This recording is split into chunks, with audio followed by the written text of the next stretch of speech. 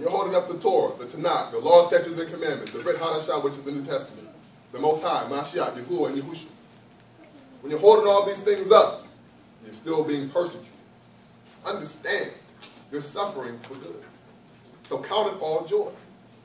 Because that suffering is just letting you know that what you're doing is right. Because in other words, you wouldn't be being attacked if you weren't doing the right thing.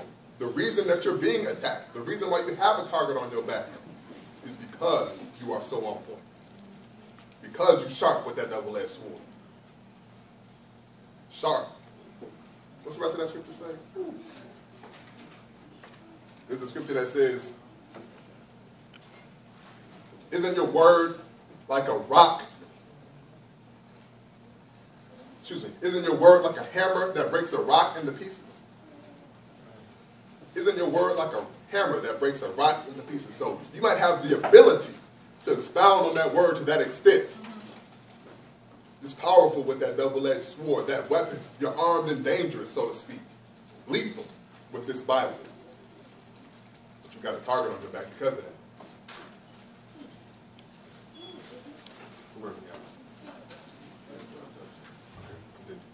Verse 14. If you be reproached for the name of a Mashiach, happy are you. What does it mean to be reproached? Despised. Hated.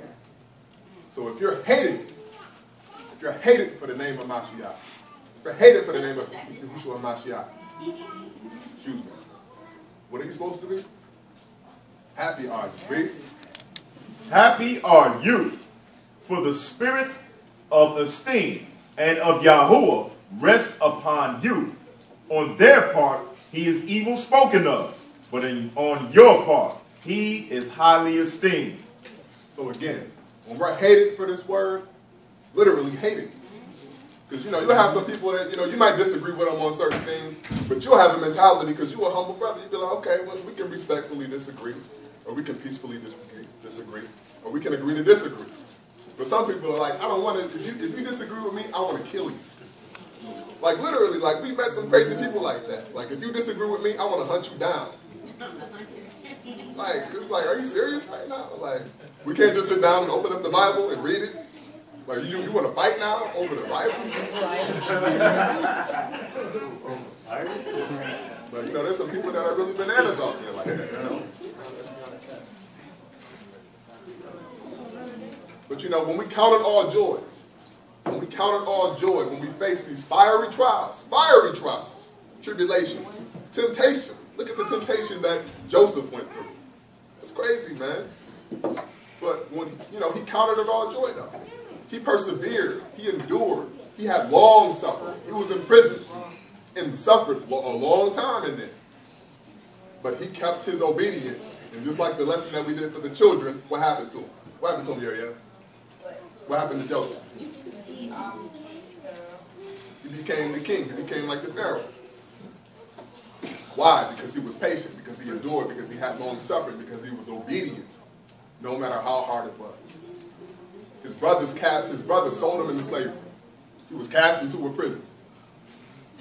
And somebody then, he got lied on. A woman said that he touched him, raped him. You think about, put yourself in those situations and then ask yourself how you would respond. And before you say, I would do the right thing. Ask yourself how you responded yesterday at work when your coworker gave you a dirty look. You was like, Nick. You know what I'm saying? You're not going to, listen, if you can't pass those small, simple tests, you're not going to pass the big ones. That's why we fast. We fast fasting is like self-chastening, a form of self-discipline. What if there's ever a famine in the land? Just like we talked about in the children's lesson, a famine in the land. What do you call it? What's a famine? Scarcity of food. Good job. So there's a famine in the land. You know what I'm saying? So if you never practice long suffering, you've never practiced endurance, you've never practiced fasting, then when that famine comes, you're going to be the first to falter. You're going to be the first to lose it.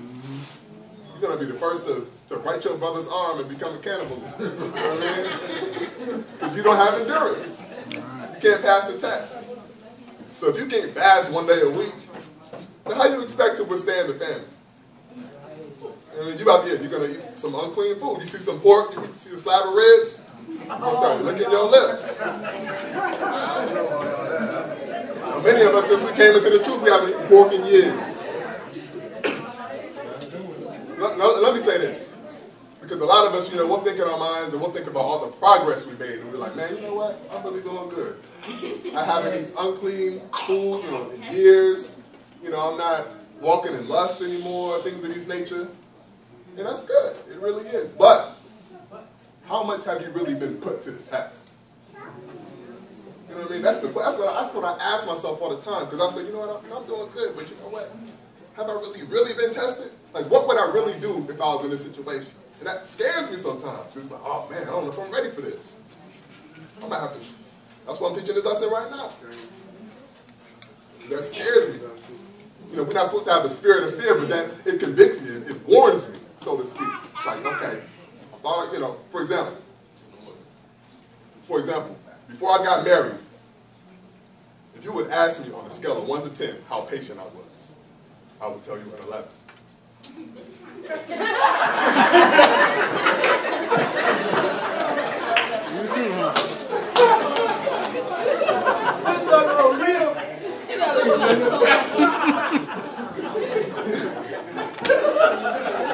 Nah, I mean, could have asked my wife the same question. You could have asked her the same question. She probably would have said a 10. I know I wasn't patient. I'm trying to give you some points.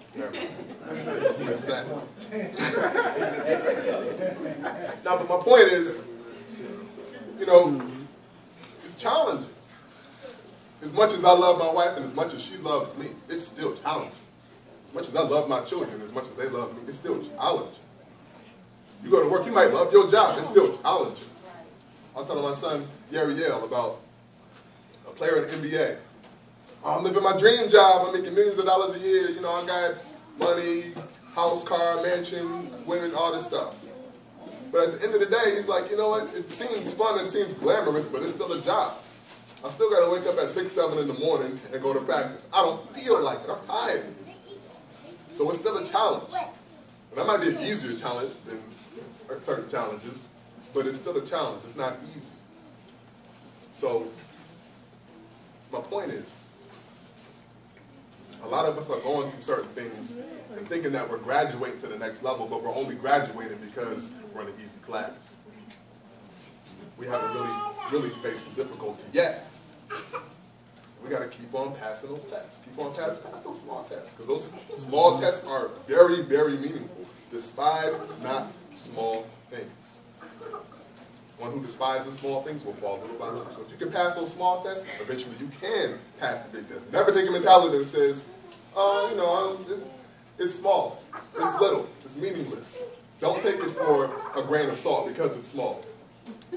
I'll pass the big ones, but the small stuff, Never take a mentality that says, don't sweat the small stuff. I remember this preacher said one time, major the majors and minor the minors. And initially I'm like, yeah, that's what's up. Yeah, that's a good idea. You know what I mean? But I started to do it, and I realized, hold up, I'm not dotting the I's and I'm not crossing the T's. I got typos. Communication is a problem now. So I try now to be very precise. I try to work on being a perfectionist. I'm far from it. I look in the mirror and I learn my flaws, and I know my flaws. I know when I'm teaching this lesson, I'm too long-winded. I know that I can expound too much. I know that I'm not as articulate as I would like to be. I'm not as eloquent as I would like to be. I stutter sometimes. Sometimes I'm nervous when I stand up and I teach, my hands are shaking. But regardless of that, I still have to do what's right. Still got to be obedient. I can't just step up here and bold. You know what I'm saying? I still got to do the job. You know what I mean? Just like being a husband and being a father. My wife works hard. You know what I'm saying? And, there are certain days I'm going through it and I do fold up sometimes. Just keep it at 100. But you know what? I don't give up. I don't get down on myself like I used to. I don't give up. I dust myself off. I keep going. The scripture says, a righteous man may fall 7 times, but he'll stand up again. So I stand up. So let's continue to stand up. Okay, hold on.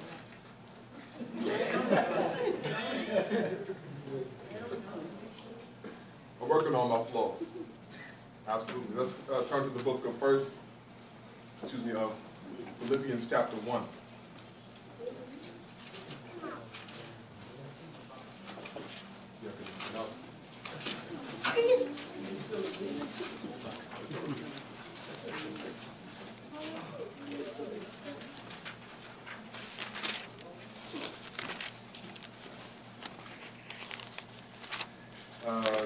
Chapter 1 and verse 12. So we have to understand that when we pass these tests, it gives us a testimony.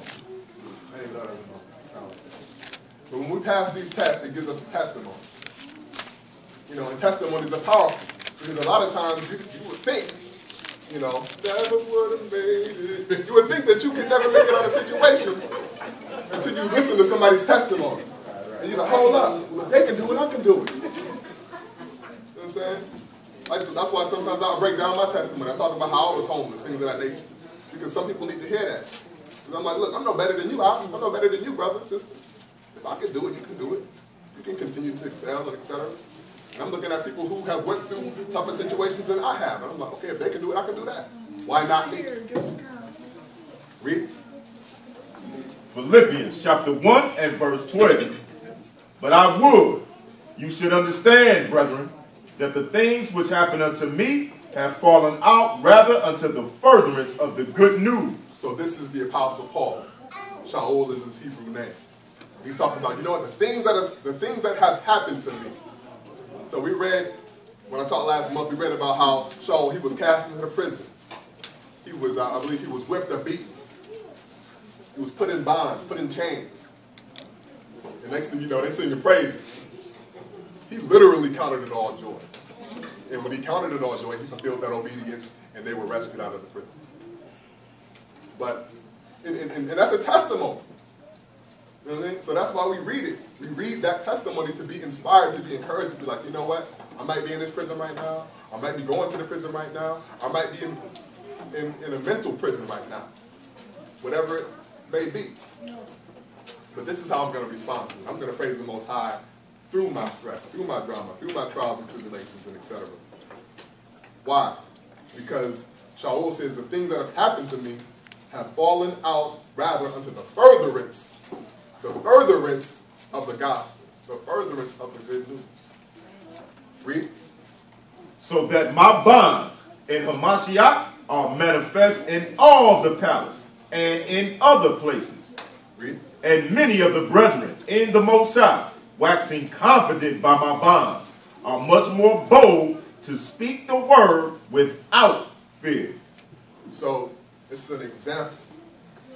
When I taught the lesson last week, it was my first time teaching it over a year. The first scripture I brought out was talking about how Shaul was, you know, was weak in a sense, was nervous in a sense, you know, because I was nervous. But you know, when I read that, I become encouraged. Because sometimes when we look at the scriptures, we look at these people like, oh wow, you know, I can never be like them. A friend of mine, he was brought up in Catholicism, went to a Catholic church. He said when they were in church, the Bibles would be in the pews collecting dust. They would never really open up the Bibles because they said they were taught to have such a reverence for the people in this book that it was so sacred you couldn't even open it to read about it. Like, King David was a god. Isaiah was a god. Jeremiah was a god. So what they did, you can't do. That's what they were taught. That was the mentality that they received. That's totally opposite and contrary to what we're supposed to be thinking. The scripture tells us to be an imitator of Elohim. Be an imitator of the Most High. Be ye perfect. So we're supposed to be striving to be like him. We're supposed to be following the example of the Messiah. Not thinking, oh, you know, when I was, you know, because some people will have a mentality that says, well, yeah, well, he did that, but that was the Messiah, though. You know what I'm saying? That way, you know, that's different. But hold up, the scripture says you're supposed to be trying to be like him. So you should take that as an example and be encouraged to be like, okay, well, you know, if he can do it, then he'll give me the strength to be able to do it as well. And that's what this verse is talking about. It says, in verse 14, read verse 14 again, please. Verse 14.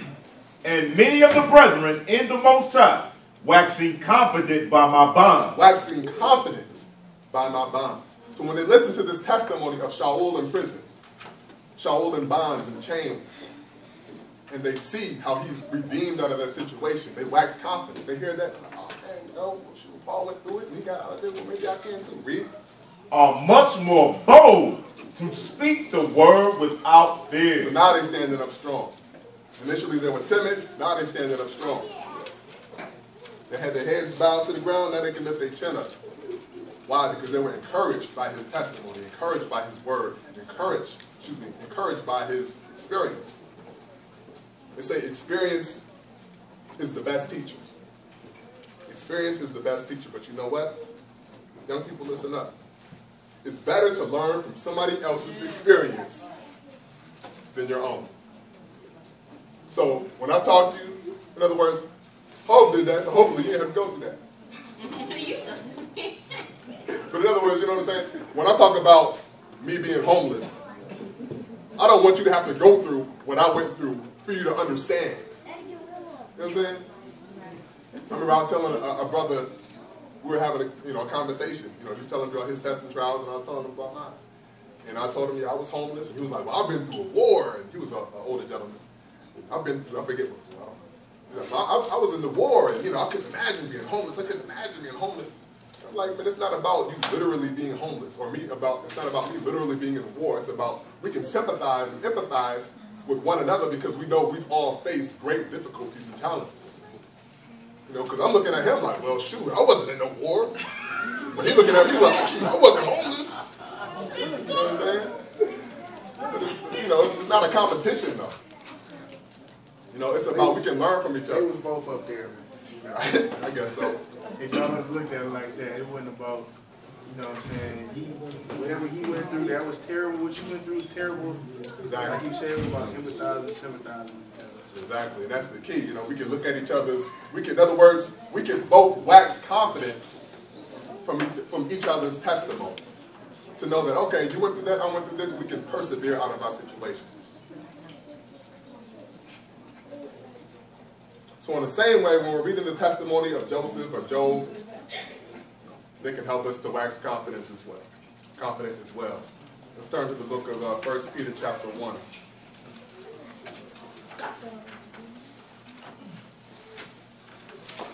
So another point I wanted to bring out is, many of us, when we came into this truth, and we read the King James Bible and it'll say, let's be holy. That word holy means to be set apart.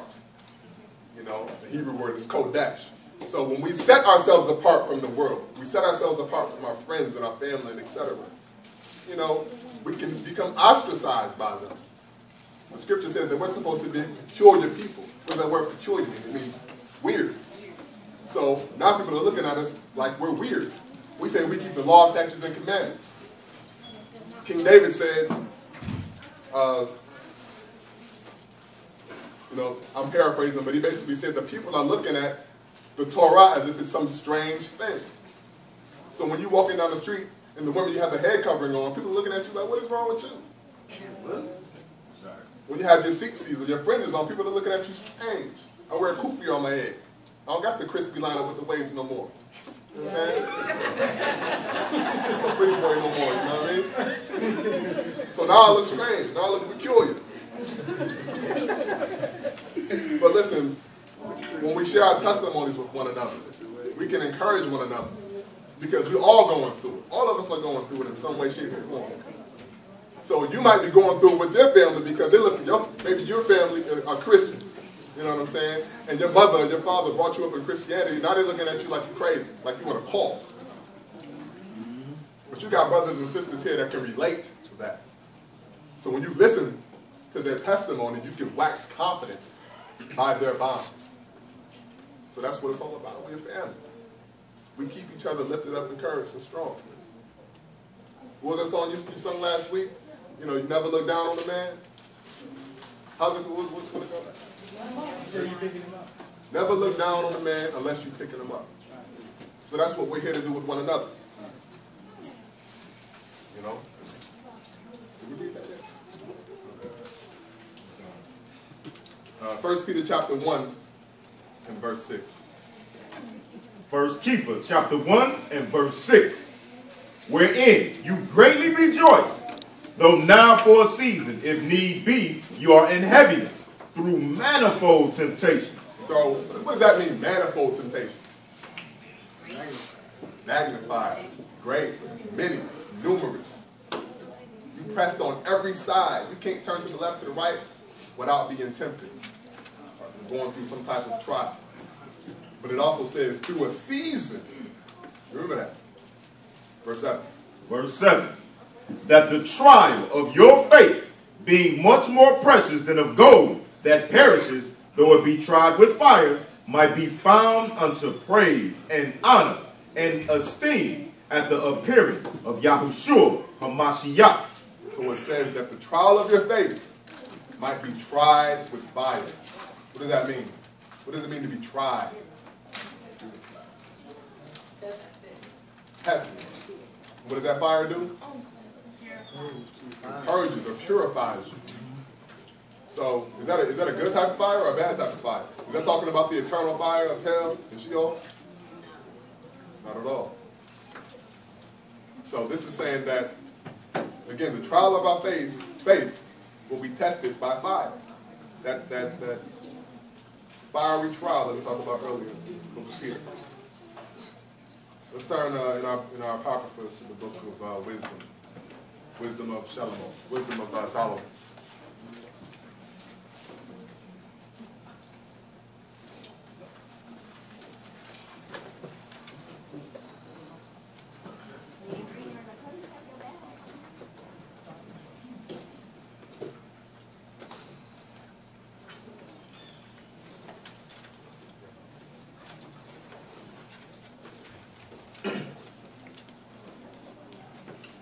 Wisdom of Solomon, chapter 3.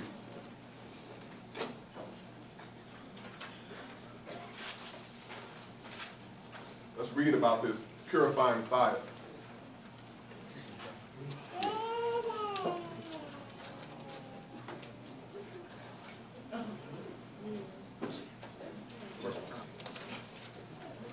Wisdom of Shalom, chapter 3 and verse 1. But the souls of the righteous are in the hand of the Most High, and there shall no torment touch them. No what? No torment touch them. Did torment touch Shadrach, Meshach, and Abednego when they were in the fire? Absolutely not. Read.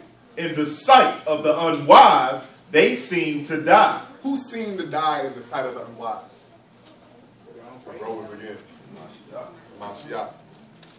So it will be the same way with us, in a sense.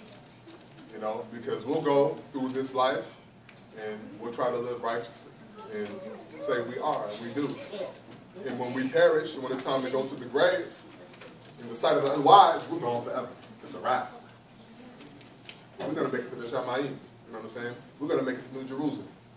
We're going to make it to our land. Read. And their departure is taken for misery, and they're going from us to be utter destruction.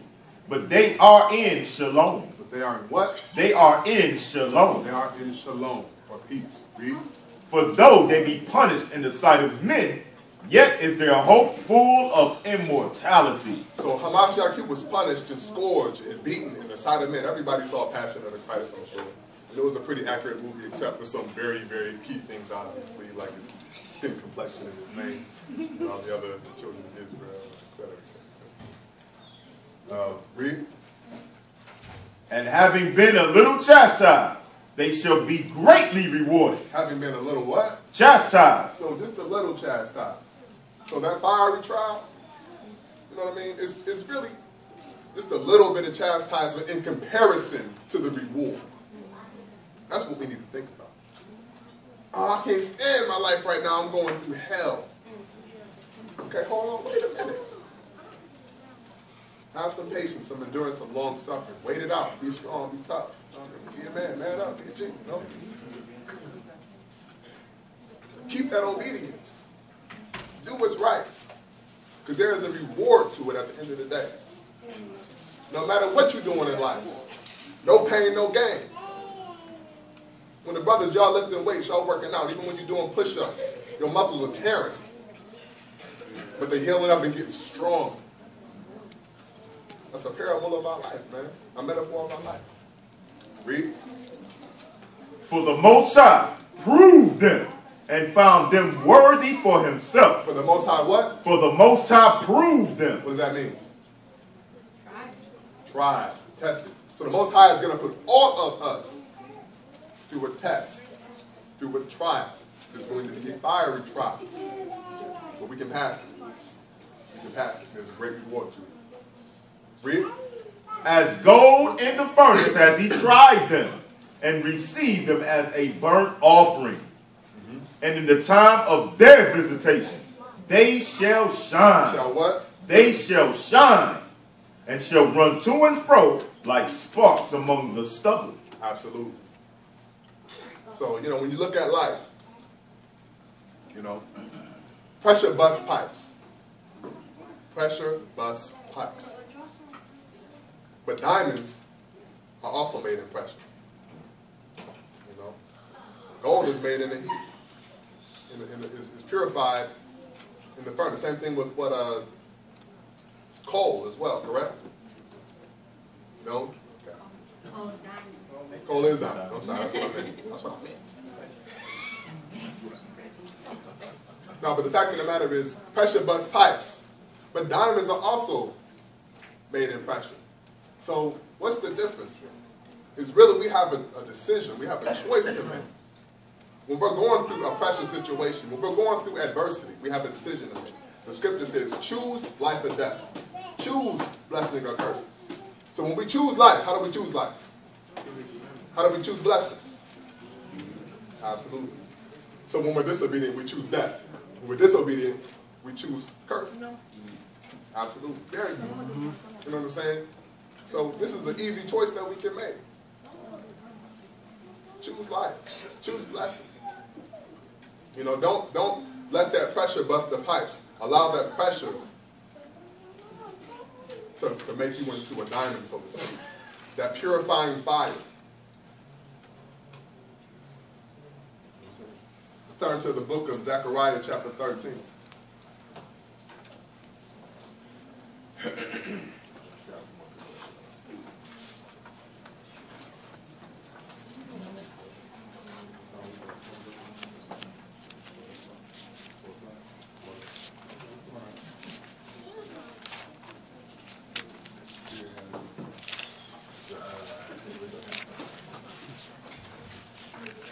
Zechariah 13 and verse 8. Book of Zechariah, chapter 13 and verse 8. And it shall come to pass that in all the land, saith Yahuwah, 2 parts therein shall be cut off and die. Pressure bust pipes. Read. But the third shall be left therein. And I will bring the third part through the fire.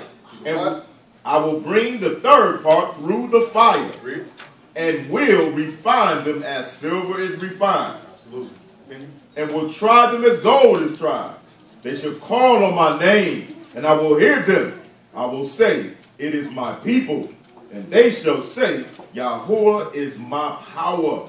So again, this is a purifying fire. Excuse me, a purifying fire, tongue twister, or a refining fire. All throughout the scriptures, the prophets spoke about this fire. Whether it be literal or, figuratively. We all go through it figuratively on a daily basis. But we have to allow this fire to refine us. Sometimes when we think about going through tests and trials, we'll take a mentality that says to run away from it. We have a choice to make. It's about confrontation or retreat. Confrontation or retreat. What are you going to do? A lot of people think, well, here comes a problem, let me retreat from it. It'll go away. It's not going to go away. It's going to chase you to your death. So you have to confront that problem, whatever it is. Confront that problem. Use the examples in this book throughout these scriptures so that you can learn how to properly respond to the adversity that you're going through, so that you can be disciplined by that fire. That fire is is almost synonymous with that belt on your behind that you received when you was a child and that you give to your children. Just because we're adults don't mean that we're exempt of discipline and chastisement. So we have to be able to receive it and be humble-hearted enough to receive it, even if we're giving it to ourselves.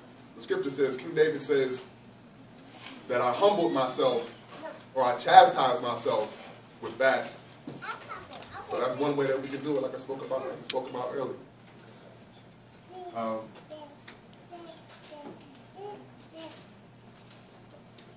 Let's go back to the Apocrypha real quick.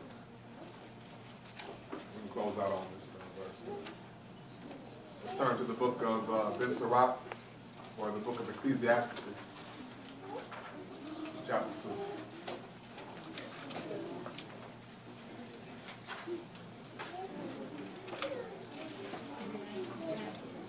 So, you know, as we come into this Hebraic New Year that just came upon us, and as the Passover is coming, the Feast of Unleavened Bread, again, we know that we have to purge the leaven out of our life. We have to rededicate ourselves to the Most High. We have to discipline ourselves so that we know how to properly respond in wisdom to every adversity that we're going through. You know, we make a conscious decision that says, okay, this year I'm going to serve the Most High. I'm going to serve Yah with all my heart, all my mind, all my soul. I'm not going to be slack this year. I'm not going to be lukewarm this year. I'm not going to be scared or timid this year to step up to my friends and family and associates and tell them who I am according to this book. I'm going to be a man of the Most High this year, a woman of the Most High this year. I'm going to put forth 110% effort this year. So when we make that decision, we have to understand that it's not going to be easy. I remember we were talking about a couple of years ago, people were getting baptized, and it's like, you know, oh, it's a new beginning in my life. I just got baptized, you know, things are going to be better from here on out, et cetera, et cetera, et cetera. Okay, they may be better, but that doesn't mean they're going to get any easier. Listen, if I could go back in time and go back to the church, you know, things would be easier, so to speak. Maybe right now, but not when it's all said and done, because I'm going to face some harsh judgment. You know what I'm saying? Because when you learn the truth, now you have a responsibility that you have to fulfill. Before, maybe you didn't have that responsibility, or at least you were ignorant of it. But we have to fulfill this responsibility.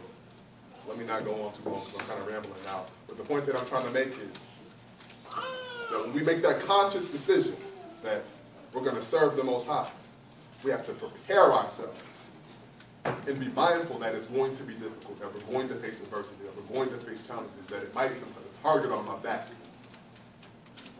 But we have to endure, be patient, and long-suffering. Ben Sirach, chapter 2, and verse 1, Ecclesiastes. Sirach, chapter 2 and verse 1. My son, if you come to serve Yahuwah, prepare your soul for temptation. Prepare your soul for what? Prepare your soul for temptation. When you come to serve the Most High, prepare your soul for temptation, trials, tribulation, adversity, etc. Read. Set your heart aright and constantly endure. And sometimes endure. And constantly and endure. Every now endure. And constantly. And constantly endure. Read. And make not haste in time of trouble. Okay. Cleave unto him and depart not away, that you may be increased at your last end. So we will be blessed and receive our reward at the last end. Again, the scripture says, those who endure to the end shall be saved. Read. Whatsoever is brought upon you, take cheerfully. Count it all joy. Like Shaul said, count it all joy when you face diverse situations. Whatsoever. Read. And be patient when you are changed to a low estate. Like the scripture says, let patience have her perfect work. Be patient when you are changed to a low estate. Just like Mashiach, he disregarded the shame that he bore when he was up on that stake on that cross. Read. For gold is tried in the fire. For what? For gold is tried in the fire. So if you want to be gold, you have to be tried through the fire. You have to face those difficult tests. First pass the small ones, and you will escalate to the difficult ones, but you have to pass them. If you want to be gold, you have to be tried by the fire, refined by the fire, purged out that level. Read. For gold is tried in the fire, and acceptable men. And what men? And acceptable men. Acceptable men. Read. In the furnace of adversity. The furnace of adversity. Another translation reads, in the furnace of humiliation. The furnace of humiliation. We see pictures that are really great images of Hamashiach on that cross, and he's looking dignified almost. Looking like, you know, like it was, you know, like it's a piece of cake, exactly. Like it's no big. But he was humiliated up there. He was dragged out into the streets in the night. His friends fell asleep on him. Beaten, whipped, spit on. You ever been spit on before? In your face? Somebody spit on your school? Yeah. Somebody spit on me before when I was probably like 4th or 5th grade. It was my best friend. Oh. We were best friends today after that. Oh, I'm about to say. Your best friend? I turned the other cheek.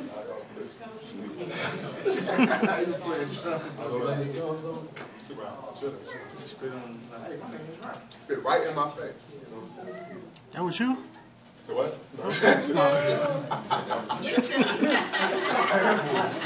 So that's a tough question. You know, how would I mean, that happened to me. I was a kid. I literally turned the cheek. I mean, I was in shock. It was my best friend. You know, we had a little small dispute over a girl that he liked, and I was trying to hook him up, and he was nervous about it. And I went and told her, oh, you like him? I'm trying to do him a favor. He was mad. Spit right in my face. I just stood there. I was in shock. You know, but that's the question. How would I respond to that in this day and age? You know what I'm saying? Would I really turn the other cheek? Only got 2 cheeks, by the way. But that's humiliating. Right. But that's that furnace of humiliation. You know what I'm saying? Some of us have been through the furnace of humiliation in our lives. Some of us are going through it right now. Some of us go through that furnace of adversity every single day. But again, this is the answer right here. This is the diagnosis to the problem. We always know what to do, how to do it, what to do, how to respond in any situation that we're in, because we can take an example of the prophets, of the Mashiach throughout his word, throughout his scripture. So let's continually discipline ourselves and strive for perfection.